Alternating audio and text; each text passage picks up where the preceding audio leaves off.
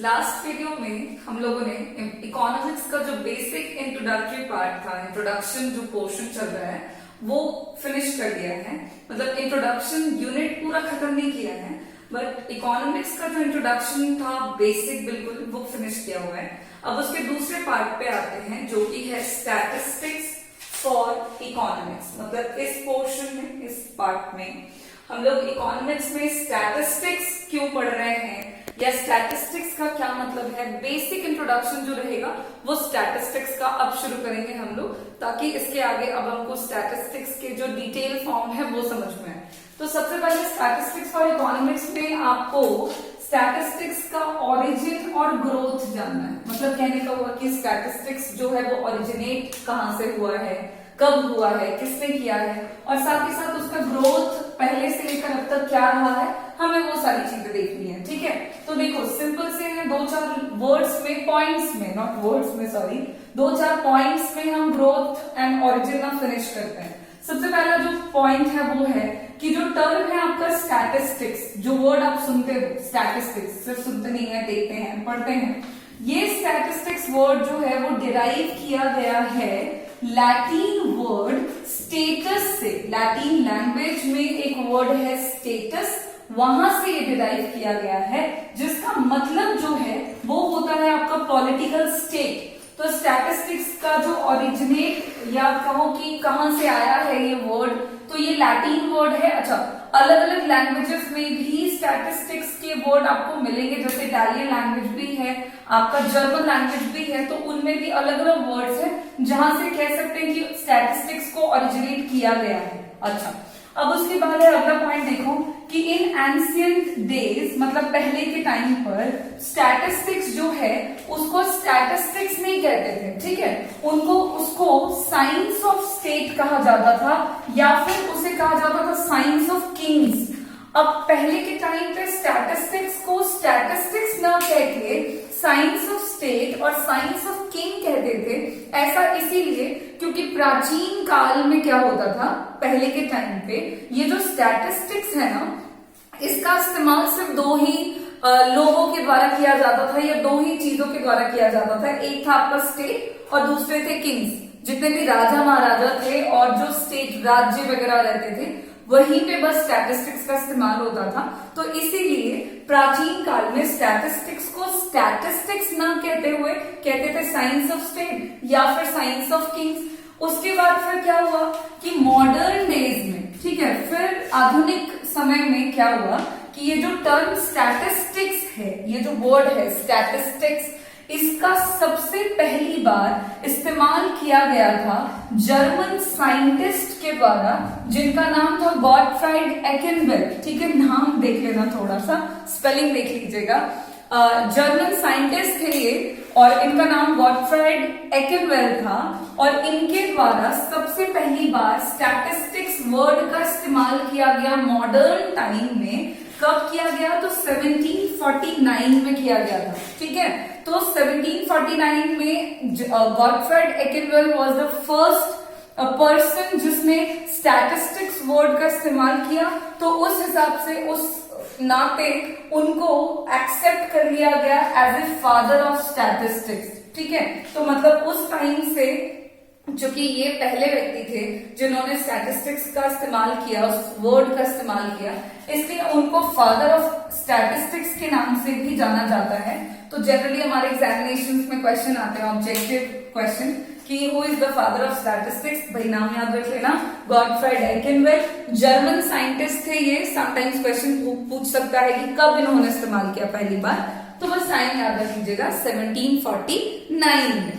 तो धीरे धीरे करके ओरिजिनेट कहां से हुआ देख रहे हैं, फिर कैसे कैसे करके ग्रोथ हुआ है स्टैटिस्टिक्स में, एंड देन फिर क्या हुआ कि फिर गॉटफ्राइड एकेनवेल्ड के बाद बहुत सारे स्टैटिशियन आए हैं, जैसे कि बाउले, ये सारे नाम हैं। ठीक है, बाउले, एजवर्थ, कार्ल पियर्सन, फिशर्स, इस तरह के बहुत सारे, एंड अदर्स बहुत हैं। ठीक है, सिर्फ इतने ही नहीं है, तो बहुत अलग अलग तरह के स्टैटिशियन आए फिर बाद में, मॉडर्न टाइम में, और उन्होंने अपने अपने हिसाब से स्टैटिस्टिक्स के डेवलपमेंट में अपना अपना कंट्रीब्यूशन दिया, और इनका जो भी कंट्रीब्यूशन रहा है इन लोगों का, उसको स्टैटिस्टिक्स में शामिल करते चले आए हैं उस समय से लेकर अब तक। तो ये कुछ बेसिक है, मतलब ग्रोथ एंड ओरिजिन से लेकर के स्टैटिस्टिक्स की बात है कि स्टैटिस्टिक्स कहां से आया। तो लैटिन वर्ड स्टेटस से आया है, पॉलिटिकल स्टेट है जिसका मतलब प्राचीन काल में स्टैटिस्टिक्स को साइंस ऑफ स्टेट और साइंस ऑफ किंग कहते थे। मॉडर्न टाइम में पहले व्यक्ति थे जर्मन साइंटिस्ट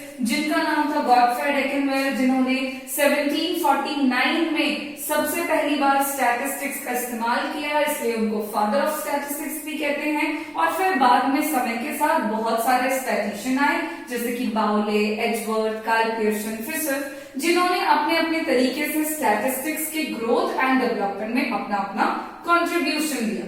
तो ओरिजिन का जो पोर्शन है वो हम यहीं पर फिनिश करेंगे।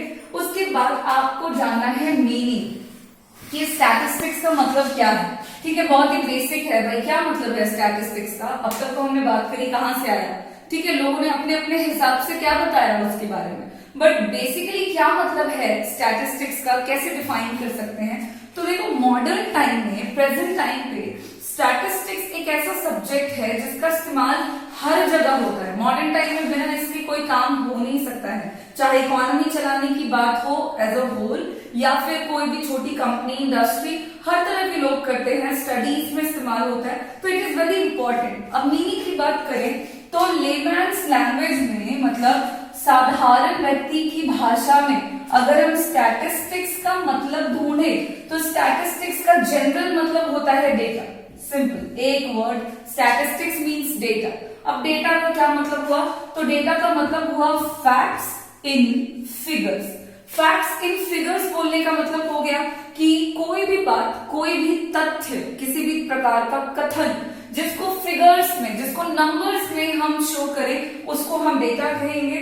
तो लेमैन्स लैंग्वेज में स्टैटिस्टिक्स का मतलब बहुत सिंपल है, स्टैटिस्टिक्स का मतलब हो गया डेटा या फिर facts and figures. For example, जैसे कि मान लें क्लासरूम में टोटल नंबर ऑफ स्टूडेंट्स कितने हैं, तो दिस इज अ फैक्ट। एक बात है कि कितने बच्चे हैं एक क्लास में, ठीक है, सपोज क्लास 11th में इंटर साइंस कॉलेज में टोटल नंबर ऑफ स्टूडेंट्स कितने हैं जो इकोनॉमिक्स पढ़ रहे हैं, तो इतने बच्चे हैं, ये एक इंफॉर्मेशन है। अब उसको काउंट किया नंबर्स में काउंट करने पर पता चला कि 500 स्टूडेंट्स हैं जो इकोनॉमिक्स पढ़ रहे हैं क्लास 11th में, ठीक है।